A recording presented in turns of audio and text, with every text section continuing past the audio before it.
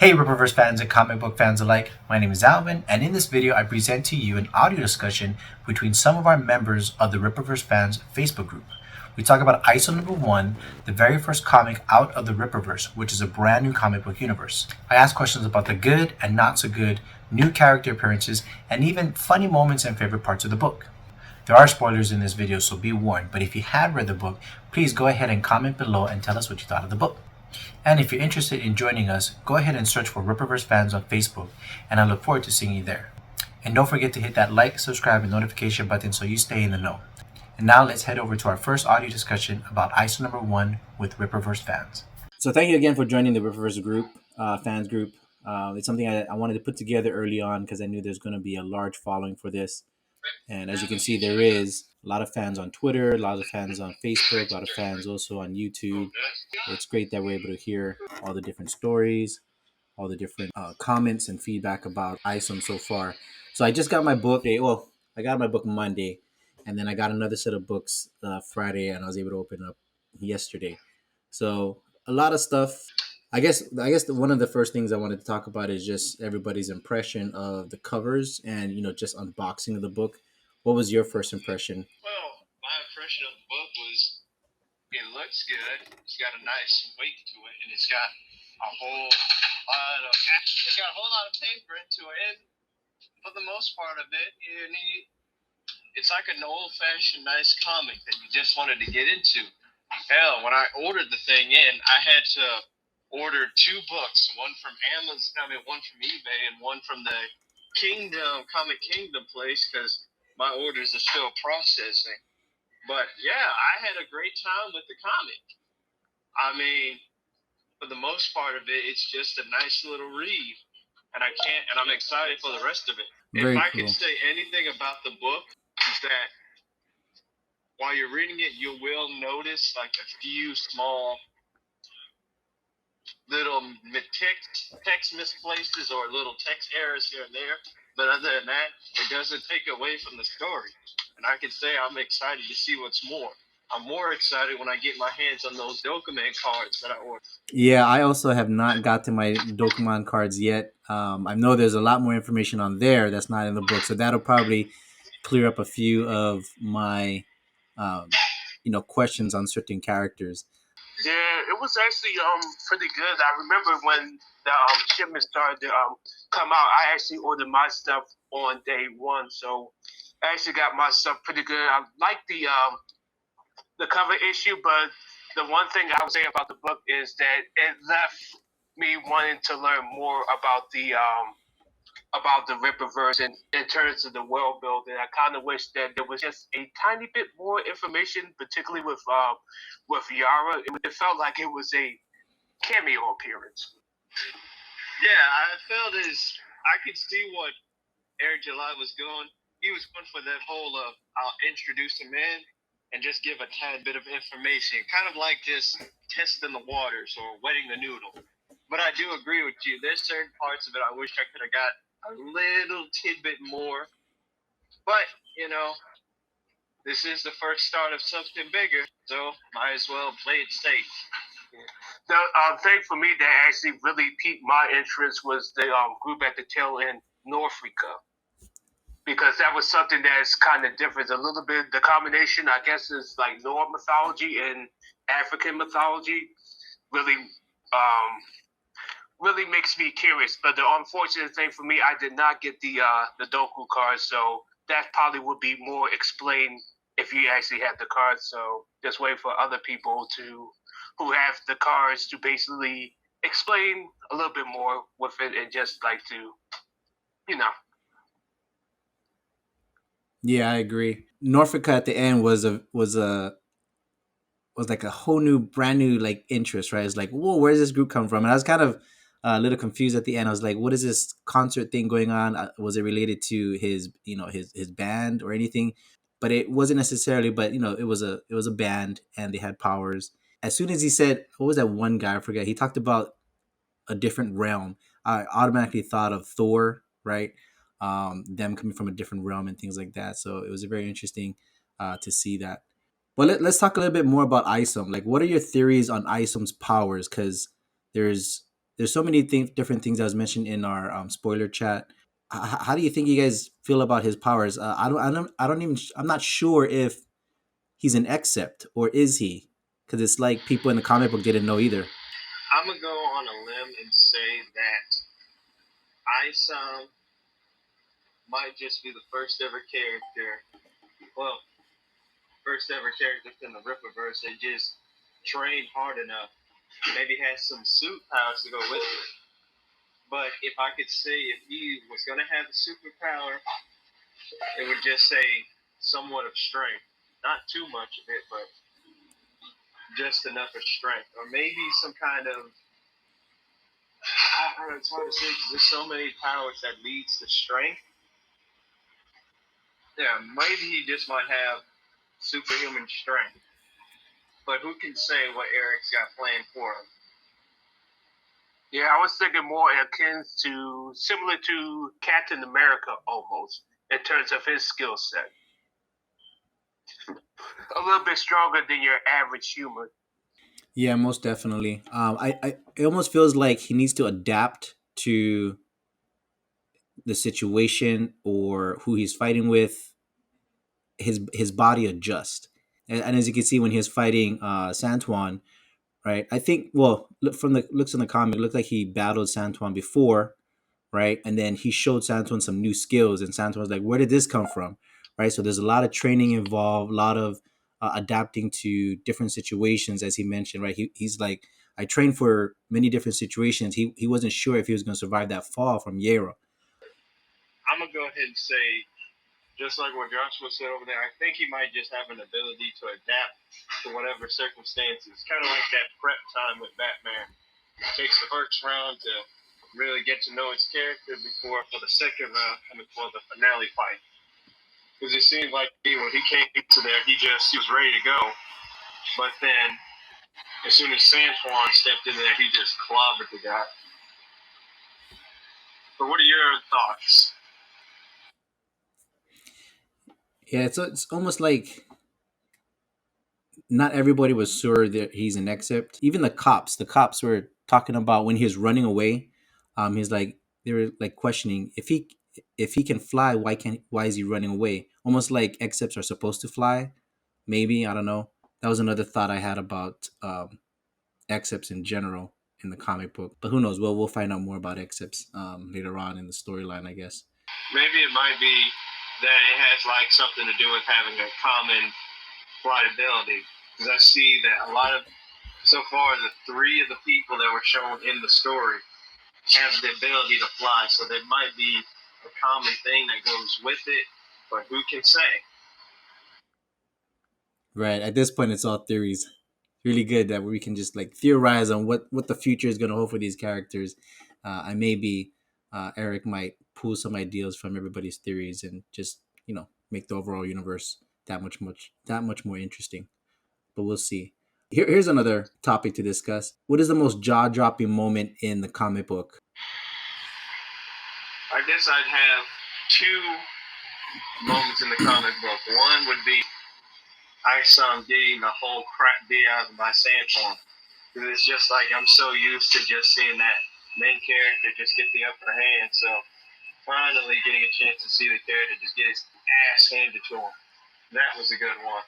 And also with Yaira, because out of nowhere, she's just like, I don't care who you are. You came at me. I'm just going to throw you down to the ground and let it be. How cold was that? I agree. That Yara moment for me was like, what the? They just met, and then she throws him down on top of the car, and Alpha Core is just looking at Avery on top of the car. Like, I was like, where were these guys? Aren't they supposed to like save people? Or maybe they're not supposed to save people. They're just supposed to like take care of all these except people. But it's like they're just standing around waiting for something to happen, and they're like boom, he's down on the ground on top of the car, and then he's taken straight to the hospital. Alpha Core takes him to the hospital, so obviously he's completely unconscious at that point. I was actually thinking about with Alpha Core, particularly were they government-backed superheroes, or were these superheroes that was created by the government that basically acts as a body to enforce the other episodes or any sort of different situation that arises, I suppose. Yep, I agree. How about funniest moment in the story? Any funny moments for you? Well, basically, it will be his niece that basically kind of discovered who he was and talk about how he was too smart for her own good. It's more of a lighthearted moment in the series. Basically, you get to learn more about Isom when he's not being a superhero. Like, you kind of see what he's like doing like a regular, ordinary day. Yeah, and it was crazy. He all that stuff happened to him within 24 hours, and the next day, right? It was just like towards the end of the book. Then he went to go get his suit, but all that action in just one day, you can just imagine the toll his body took just living, right? Does anyone think it's weird that this man literally broke out of a hospital wearing only a jacket with his ass showing? It's just like, yeah, it happens, I'm getting my sister's car. I'm still somewhat naked. And then she even points it out. I'm just like, okay. I would have tried to at least find something, but here we go. That was a little bit of a funny moment. For me, one of the moments was when Avery went back to the Club Merc at night and found Jasmine, and then two security guards came and confronted him. And so he's like, "Don't touch my clothes. This is like my last set of clothes." And he literally pounds the guy's head to the ground. And there's a scene there where both Avery and the other security guard is looking down, and Avery's like, "I did that," and the other guy's like, "What the heck is going on?" And then he gets his face planted as well. I thought that was interesting. It almost seems like a scene you would see like on TV or something. Yeah. I love that part because the guy, he literally looks at him, was like, "You're the guy from earlier." And he just clobbers him to the ground. That was actually a pretty good one. Here's another thought. Any weird or confusing parts of the story? Anything that didn't really make sense that just is weird for you? I would say, you know what? No, actually, no. I think everything fit pretty well. I can only say that caught me off guard was Norfica. I didn't think they were going to be introduced this early on, but that just came out of nowhere for me. I was thinking is Norfrica. It kind of reminds me of what Marvel Comics do with the Skyfallers. So you have like all the different various gods of gods in their pantheons. I'm just like really curious to see which particular god is being used in this particular universe, or other characters in the next issue that hasn't even been introduced yet. One thing that was a bit confusing for me was when Santuan and Avery fought. I don't know, second time, right? Second time in the book, and they're having this back and forth dialogue, talking about the term "except," almost as if their fight scene was used to explain the term. I just felt it kind of weird. Like if you're fighting someone, naturally you wouldn't be thinking about some sort of word and go back and forth and talking about how much you hate it. But maybe there's a reason for it. I know the point of their dialogue was to talk about how I think both of them are not the same, but the explanation of the accept term in there was just a little off.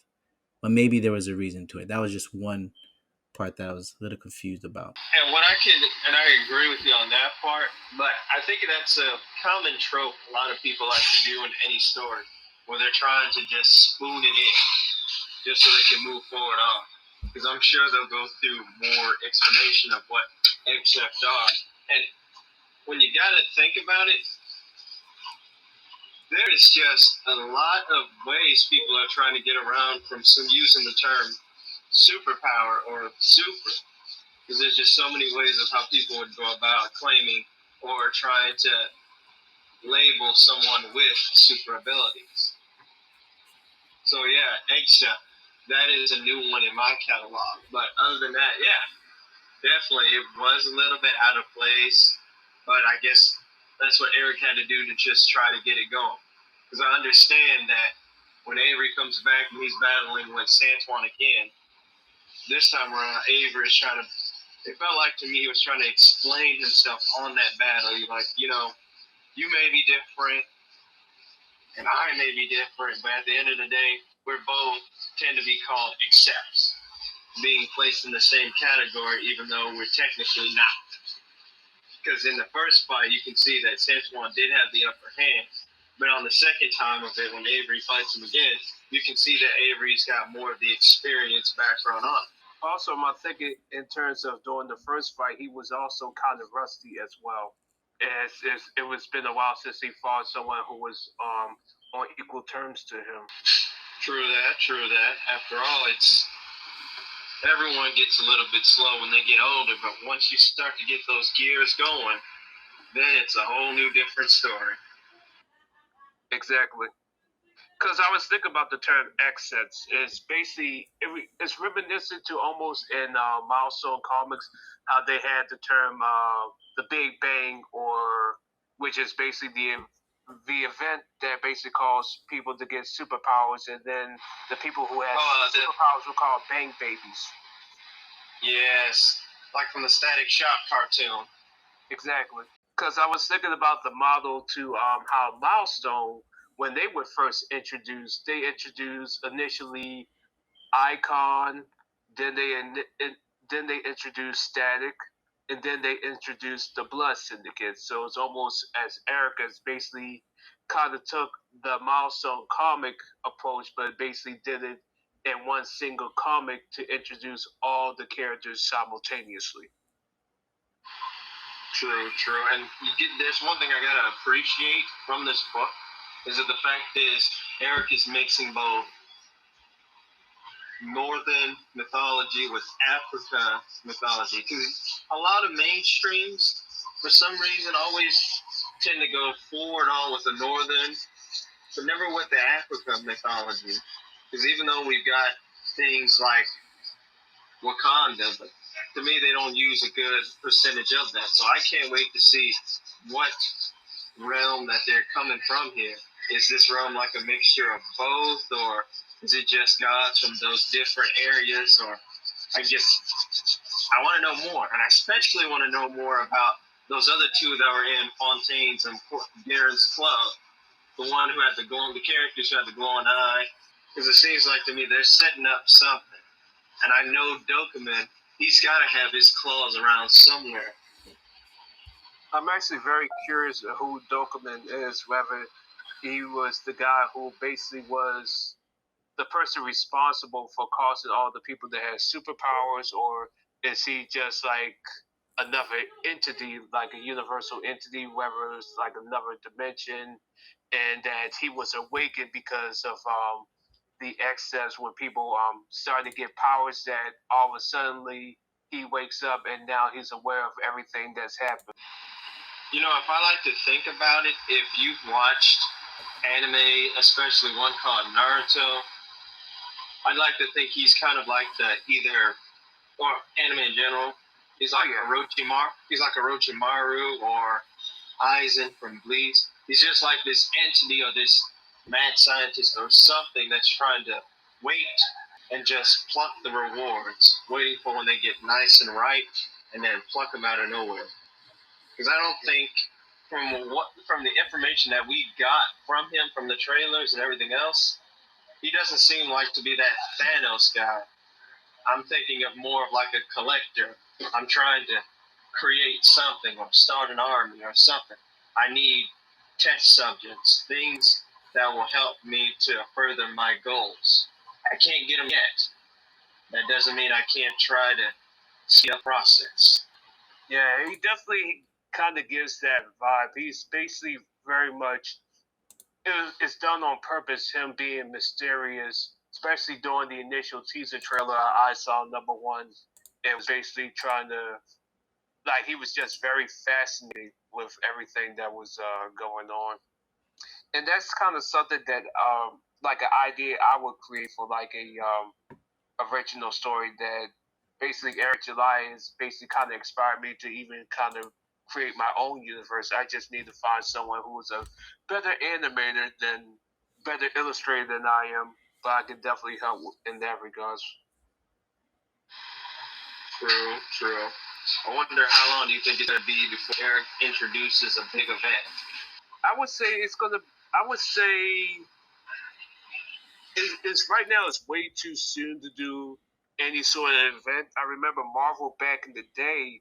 They used to do like maybe one or two events in 10 years. But then by the time that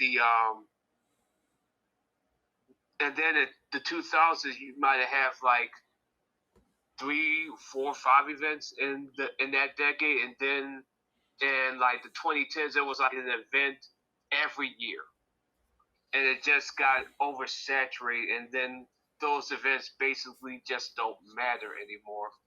But I am curious of idea that they could do, particularly with the whole idea of the Iron Age. If they was to do an event, my idea would be doing an event in which you would have all the different heroes. So, for example, like Cyberfrog, or from Jawbreakers, or any of the other different comics, all the other different independent comics, they would coalesce together and create one big super event. But that's just me. True. And I'm interested to see how Eric tackles all of this, because again, he doesn't like doing the whole multiverse shenanigans of having continuity ruined out of the way. So I'm wondering if he's going to have it to where when a character dies, they stay dead. Yeah, that's one of the things. Yeah, that's definitely one of the main things. But the idea I was doing is not really so much more of a multi-universe idea. It's more in terms of dimensions. So each world has its own dimension that is basically kind of bleeds into. So in other words, it's not going to be like in the universe. It's a different type of Isom. It's a completely separate universe with its own separate set of rules. But I could definitely see. I remember he was mentioning the idea of Chuck Dixon writing one of his stories, and I wouldn't be surprised if Chuck Dixon was the writer to Norfica for that story. Yeah. I will say this: I don't care whatever happens. I will always be an Alpha Core member. Because the suit looks awesome. Yeah, definitely. It's going to be, I'm curious, once I start to see a lot more people cosplay as the Isom characters within the Rippaverse, just start to see more people start to cosplay, then that's when you know if really it's already have, like, even though the mainstream would try to dismiss it, but when you start to see people dress as those characters at conventions, people are going to start to ask questions like, who are these characters? How come I see a whole bunch of people dressing up these characters? What store is this from? And then when people say Isom, or Alpha Core, or Yaira, or Norfrica, it will make people want to read the stories. Yeah. Slow and steady wins the race on that. And I can't wait to figure out or learn from these books about where do amp powers come from. Are they something that just are born with you naturally, or is it because of some kind of event that happened? There's always a reasoning behind superpowers. Some people won't explain it, some people will. So I'm wondering if Eric is going to go into the detail of it. I'm assuming he's going to do that eventually. He doesn't have to give like a big, full exposition, but he could basically just say it in like a 1 or 2 turn summary. Say, for example, it was some sort of experiment that was done with the aliens, and people just got powers, and that's basically it. True. And also, I gotta love the conversation between Avery and Darren. It just seemed like Darren was trying to make himself seem so bigger in front of Avery. It just came out of nowhere. He's just ripping into this man right in the front court after Avery mentions about the missing person. And it was funny towards the end, he escorted him out and told the guys to give him an application as if he wanted to give him a job if he was interested. It just came out of nowhere for me. I'm just like, first, we haven't seen each other for a while. I ask you about a missing person, and you just rip on me and then give me a job application. It does feel like they're really, really close. The sister mentioned that they're homies and stuff back when they were young. So they probably do care for each other in a sense, but something maybe happened between them. Now they're kind of upset with each other, but still kind of have that brotherly love in a sense, but they're still mad at each other for something. I just think that this is I think this is more of like Isom's not necessarily having like the same amount of hatred as like Lex Luthor had for Superman. I think this is just a matter of business and nothing more. It's just I see you're doing well, I see you're doing well. That's great, but stay out of my business. Here's another topic. But what did you not like about Isom? What do you think could have been improved? What would have made Isom #1 better for you? Any thoughts? Well, if I could give my opinion on the bads of it, I'd say just a little bit more interaction with Yaira and the Alpha Core. I mean, there was that little scuffle, but a few bits more words between them could have sold me a little bit more on the others. Everyone else had their spotlight to shine, but Yaira and Alpha Core, just a bit more interaction and some more dialogue between them would have did a little bit more just to get it. Yeah, specifically, I wasn't really sure if this was Isom or Yara, whether they met each other before, or just like if it was even like a meeting in passing, like I know you, or something like that. It let me want it more. I think there might be a little bit more of Yara in the second issue because this is the first one, right? Eric probably didn't know what the characters are gonna like most about what he's gonna share at the beginning, but after he saw so much art of Yara and seeing a cosplay of that and just art, all everybody loving her, I think he might share a little bit more information about her. And if not, maybe the second issue might be a half spotlight of Isom and her, doing some teamwork on something. I don't know. But I think he obviously knows that everybody likes her, so it'll make sense to just bring a little bit more of her out. I just I Yeah. just realized something. When he was interviewing the Soska Sisters, who wrote the miniseries for Black Widow, I would not be surprised if he used them to write Yara's story, because he always talked about how good that story was. That was one of the best stories he read that particular year. And when he was interviewing them, it was almost as if like not exactly starstruck, but basically just wanted to pick their brain. But he definitely mentioned that if there was that they would definitely get dibs in terms of doing the story in the Rippaverse. So I would not be surprised if they are going to be the writers for her. Yeah, I think most part of it is Eric had already had the idea of the book, and when he finished it, when he showed it out with the trailer and stuff, people started to take a liking to Yaira right on the spot. So right then and there, I could see why a lot of fans would be like, well, we want a little bit more of it. I could see from their point of view of it. I mean, I definitely wanted to get a little bit more of Yaira, so hopefully during the next book, they'll have much more spotlight on it. Maybe like Yaira might end up meeting Isom, and Isom shows him to the guy who does the suits and stuff. And that's where she gets her majestic mystic shoot or something like that. Because now that Eric knows that Yaira is a fan favorite, it'd be a missed opportunity for him to not give her a spotlight later on or in the second book. Oh yeah, he's definitely gonna put her front and center, because even he admitted during the pre-orders, like she sold more T-shirts than Isom himself.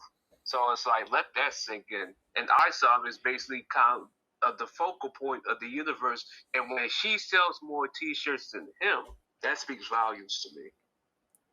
I mean, any business person would follow the money, right, and the excitement, and so that's probably where a lot of the revenue might come from in the next few issues. And he did mention that ISO #2 is being prepped and completed they're in the works with it, right? And there's two other projects that is being handled by two separate teams. So maybe that might be another project for a Yaira um, comic book series just for her. Maybe to talk about her backstory. Maybe that might be a story about her prior to ISO #1 in the timeline I'm thinking in my head. But that could be a possibility. Or Norfica, right? The other project that could be another comic book series for those two other projects that are handled by two other teams. So interesting to see what's possible out there. Real true. I'm just glad that, well, hopefully they'll get some more clearance on this, because I want to know if Norfica has kind of like a is it a mystic power that they have, or are they all technically accepts, but they're just gods in general? Because if not, then other than that, then I'll already confirm that there's a sort of a mystical aspect into it, and if so, we can probably be hoping for things like like Sorcerer Supreme or Dr. Fate or mystical stuff like that in the books as well. Yeah, that would definitely be really interesting in terms of not just with that, but rather Dokumaan, is he a alien or is he an entity for another dimension in terms of the cosmic side of the universe? If they're going to go that particular direction, It's good to take note that in the book, right, right after Avery puts on his suit, right, there's that black page where it says we aren't done quite yet. It's almost like he's trying to separate storylines in a sense, and that's when he brought up Norfica, right? So I wonder if either Norfica doesn't even know Avery at all, doesn't know about Yaira, but Norfica knows about something going on that I think they talked about Earth or something, right? So it's just a whole different storyline, and they're probably going to collide or come together later on, but not necessarily too soon. That's what I got. What if there's like demons on the planet, like hidings or some kind of things not normal to the mortal world? Kind of like a Mephisto type character lurking around in the shadows. They're there for something. So it has to do with either something that shouldn't be on the planet or within the mortal realms of Earth. I never thought about Dokumaan as a Mephisto type character. They actually got my creative brains juice and flowing as well. So it basically me wants to know, okay, how old is he? Is he been around like one of the almost like a Lovecraftian, whether he's like a one of those elder gods or something like that, or if he's seen like the Earth come and go, or how many different iterations of this surface. It just leads to a lot of speculation for sure. What is that? That the What If series, that celestial character, the one with the big head. Oh my gosh, I can't even think of it. Oh, the Watcher. The Watcher. That's what I was thinking. The Dokumaan might be a little bit more related to where he kind of has eyes, or has the ability to have eyes on other exceptional beings out there, and just wants to know more about them, maybe for his own grabbing of power of some sort, or some bigger thing in the future. Maybe he might take part in one of those big events that we're talking about, right? Sometime in the future. Or maybe he just might be a side figure, just wanted to see what happens. But that's what I was thinking he might be a little bit more related to. Yeah, I'm actually really curious in terms of like usually sometimes when a person creates like a character, sometimes they're inspired by actual people. So I'm actually really curious who some of these characters were inspired by. Well, thinking about Norfica, right? There's 5 people in that band, and the Backwards band has 5 people, so maybe they have some relation to it with each other. Maybe while he was making this book, he's like, "Hey guys, if I was to make us characters in a comic book, what should we be?" And maybe the idea led to making Norfica. It kind of reminded me of the Superman series, the police officer Dale Torben. turban. He's basically an inspiration of Jack Kirby. Like if you look at him and you look at Jack Kirby, they're basically splitting images of each other. Speaking on Yaira for a little bit, there's been many different iterations of her, art wise, even in the comic book. So in cover B, is it cover? Yeah, cover B. You see her uniform. You see these little blue bubbles on her hand, on her chest. There might be some on her forehead. I'm not too sure. But in the actual interaction, the first interaction between her and Avery, she's just in regular gym clothes. There's none of that blue stuff on her. So I thought that was a little interesting. If everything that we see in the cover is that her uniform, how does she get into it? And if you look at the very back cover, what was interesting is you don't see any of those bubbles. Well, you see them on her hand, but there's none on her chest area. So I wonder if those play out a little bit more in her overall power. I just thought that was interesting. But it looks like because she was in gym clothes, it's just like she was just trying to have a normal day or just trying to be part of society, and she was caught. Right? They said she's back. Let's go get her. Yeah, that makes me wonder too on what's going on with it, because her and Alpha Core definitely involved. So it's a matter of whether or not she was used to be a part of the Alpha Core, or was it something more? I'm gonna go on a limb and say she probably was there, caused a big ruckus, and it caused the Alpha Core to just bring down the hammer on them. Just gonna give a little bit of input. I feel like Yaira probably escaped from the Alpha Core, which is probably why she's in gym clothes. Is there any evidence that could say what she was doing before she was getting tangled with those guys? Ooh, you know what? What if it has something to do with one of the businesses Darren has? Because he got that. He has Jasmine, who is the leader of Projexus, or some other company. Technically being, what would make Darren Fontaine more threatening if he had his own support of few superhumans? That would be interesting, but I would think that Alpha would be his stash of superhumans. I would figure it would be more akin to like the Legion of Doom or like the Masterminds of Evil type group.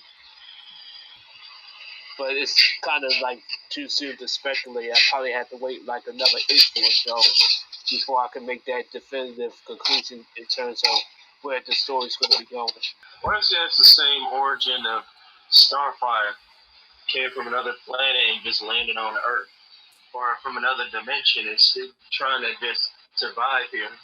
Yeah, it's definitely a heck of a lot better than anything that Marvel and DC are putting out.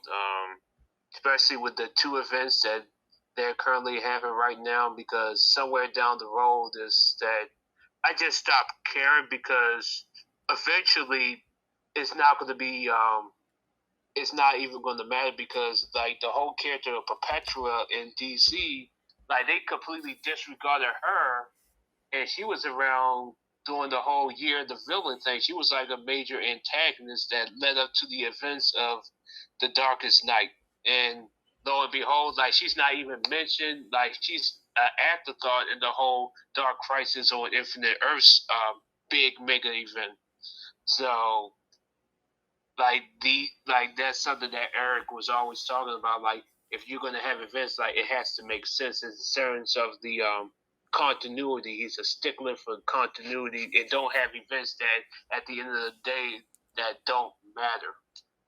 Because at that point, people would just like stop caring. It's like if you don't care about the event, then why should your readers? Yeah, I'm really big on that canon and continuity code of ethic that he put into play. The reason being is, after I heard about Isom and Rippaverse, I was like, oh, let me get back into comics because I've been away from it for so long. The last comic book I had was that I had that my cousin gave to me was about Spider-Man and what's the other character, Pitt, back in the day. But I was like, let me read some comic books. Let's see what's out there. Let me get back into the rhythm. And I just didn't know where to start. Like, there's so many different comic books. Like, there might be a number one issue, but it's related to some other time, another set of comic book series that talked about something else. I even looked at Avengers, X-Men, and Eternals with Judgment Day and their other different series. It's like they go back and forth amongst each other, and it's really hard to follow. And and just looking up where to start, you can't really Google that in a sense. I would have to ask my local comic book shop where to start, and the person who might not know, calls the other person that he might know, and then I just had to find information like that. So what I'm hoping with Isom and all the other projects that Eric's going to put into play is that every story is going to matter. There's this term about key issues about this comic book matters, and so that's why it's valuable. This is where the character first comes out and things like that. But if every comic book in the Rippaverse would matter, then it's more focused on the storyline rather than variant covers or things just for collecting, because that's kind of how I'm seeing a lot of the um, comic books play out in terms of value. But if we can put the value back onto the actual story, that would be a lot more better. Um, to invest time and effort and money into a comic book that is gonna, at least I see, last for a long time. Yeah, for the most part of it, I still read DC and Marvel comics, and at the moment, the only thing that really sells for Marvel is Spider-Man and the X-Men, because mutants will always be popular than the Eternals or the Inhumans. If the Inhumans suck, and so is the Eternals. And Spider-Man is always... Yeah. Because with the mutants, X-Men, they've been struggling for years, but then when Jonathan Hickman did the House of X and Powers of 10, which actually okay, this is actually pretty good, interesting direction, but then afterwards it basically became everything that the X-Men basically was this is an X-Men, it's basically plant people. And they basically had the chamber in case one of them died, then they could easily bring them back to life. It's like, okay, you just cheating the whole idea of death, and then the whole consequences is just that if Professor X died, we can use the thing and just bring him back to life. It becomes very cheap. Now you see that concept. I love that whole concept, the resurrection thing. When it started out, it was cool, but it does dwindle the danger of some of these X-Men. But I do like the concept of them making their own planet out of Mars. That was a cool little thing that they did in that planet-sized X-Men. Yeah, I usually try to give Marvel a chance to benefit of the doubt, but I've just been burned so many times in terms of the different stories, and especially with DC. I grew up reading DC first and then Marvel, but a lot of the stuff within DC, particularly the last event that they had, which was the last Death Knight's medal. That I found it to be a chore to read. I wasn't enjoying reading it. And I basically was like, as soon as this event's over, I'm done. I basically checked out. Yeah, we can all agree that DC Dark Metal was awesome. And also DC Deceased. Oh yeah, it's funny because that was written by Tom Taylor. And it's like that Elseworld story was better than your mainstream story, especially with Jonathan Kent. It's just, I don't know what you're doing. That joint's just no good. What is your favorite moment in Isom? My favorite moment in the book would have to be so far. I've definitely liked the book so far, and but if I was to pick my favorite moment, it would probably have to be that part where Isom and Yaira are going at it. How Isom is and Yaira are kind of confused as to who they are, and they're just duking it out. Right, and it was so quick too. It was like choke him, bring him up in the air, and throw him down, like a done deal. Next, Right. other than that, what about bad parts or confusing parts in the book? What do you think that could have been improved for the book for you? Um, definitely. There's this one section where Isom and uh, Satman, Santuan? Satwan, yeah. They're like fighting, and you see them like about to punch each other, and then all of a sudden they're like sliding back. And I feel like, like that part can definitely like use a little bit of work, because it's like, how do they go from about to punch each other to all of a It's sudden? like a weird transition. Yeah. Yeah, I think they could have done a little bit better with the fight scenes. Maybe I'm not saying make it a little bit more gory, but just because it felt like there was a lot of he's up in the air, he's down on the ground. He's up in the air, he's down on the ground. He's to the side, up in the air, and back down on the ground. It's almost like you want to see a little bit more than just leaps from the ground. There's this one part where Isom fought with the security guards in the beginning, and there's like this one scene where he punches the security guard in the ribs, and you kind of see some of that rib action, almost like Mortal Kombat combos. I thought that was a little interesting, but then after that, it was nothing like that later on. Yeah. So maybe that's something that can be improved on. That was my take on it. You're definitely right with the action panels there. There's not a lot of extra information between events that take place and how it got there. One thing that I have been particularly confused about, though, is I thought Eric was saying early on that Yaira and Isom had history. Am I misremembering things? I'm not sure. Anybody here? You remember Eric mentioning something like that? Oh no, in the video he mentioned that one of the characters knew each other. I guess from when we saw from the comic that it was Yaira and I guess it was just Yaira and the Alpha Core who knew each other. Yeah, maybe I'm just misremembering. Do you have any feedback on things that you liked about the book and maybe things that could be better for you? I'm here. I'm just kind of listening. No worries, no worries. That's all. Just wanted to stop in, listen to see how everything was going.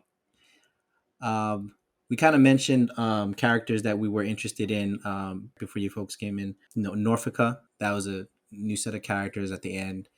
That looks interesting. Hearing more about Yaira, especially with that being a fan favorite. What sort of characters or any of the characters in the book that you are looking forward to hearing more about? I definitely want to know more about the two people from from a different dimension, Norfrica.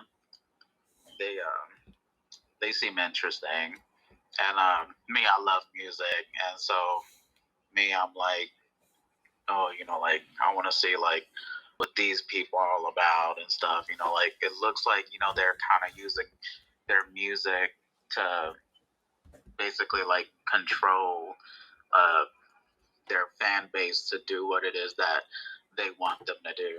I was thinking the same thing. I was thinking along the lines of Hocus Pocus when they sang songs to control. I thought that's what they were doing. I think it seemed like it, but at the end, everybody's just like, "Oh, I love their songs." First time meeting them, unless they didn't know that they were being controlled in some way. I don't know, but eyes flashing and stuff like that. It's almost like God power is taking over peasants from Earth or something like that. Uh-huh. Interesting. All right, it's 4 o'clock. I thank you everybody for joining in. Hopefully, we'll have a bigger crowd later as more people start reading the book. I do want to talk about the cards as soon as I get them. I don't know if you folks got them yet, but I'm really interested about those. Couple of things just so you guys know. I'm gonna try and put these books because I just measured it. It's pretty much a fourth of an inch thick. A fourth of an inch thick, which is the limitation of CGC grading and stuff like that. I know a lot of people were asking about that. So I'm going to push this into CGC kind of get it back as quick as can, and hopefully, from what I read, they can do research on and look at the validity and authenticity of an actual comic book, and then grade it from there. And we'll see what happens, because I don't see anybody putting them there to see if they can be graded.